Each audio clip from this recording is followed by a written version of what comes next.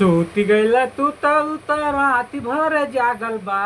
सूती गईला तू त राती भर जागल बा। आ देवरे से हे जे से नवा लागल बा। देवरे से दिलवा लागल बा।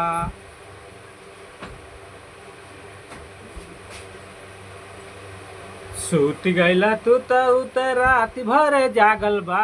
सूती गईला तू त राती भर जागल बा। आ देवरे से दिलवा लागल बा। देवरे से दिलवा लागल बा।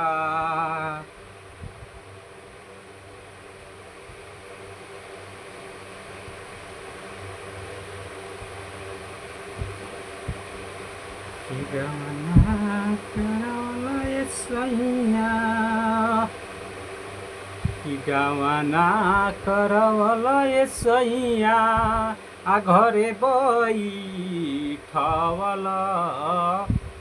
अरे पक्का पिटा वाई दबल मुजी अब ना रहबी सैया माटी के घर में। पक्का पिटवाई दबल मुआ आ दिल्ली शहर में। पक्का पिटवाई दबल मुआ दिल्ली शहर में। पक्का पिटवाई दबल मुआ।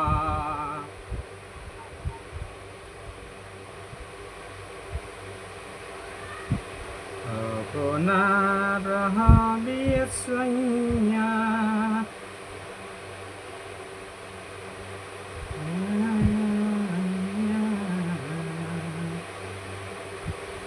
ढेर दिन चलल अब न चली तोहसे काम राजा जी। प्यार करे से पहले सोचिल नतीजा।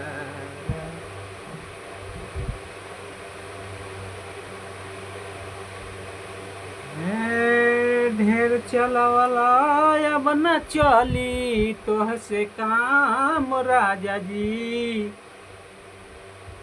प्यार कैला से तू पहिले तू सोचिला विचार राजा जी। प्यार कैला से हे भूख लागी त खियावे पड़ी पिजा राजा जी। भूख लगी त खियावे पड़ी पिजा राजा जी। आ प्यार करे से पहले सोचिल नतीजा राजा जी। प्यार करे से पहले सोचिल नतीजा राजा जी। राह चली ले त टोकेला सोनार राजा जी। राह चली ले त टोकेला सोनार धनिया। काहे नथिया गढ़वल तू उधार सैया। काहे नथिया गढ़वल तू उधार सैया। तो दोस्तों आप लोग लाइक कमेंट सब्सक्राइब जरूर करिए हमारे चैनल को और फॉलो जरूर करिए।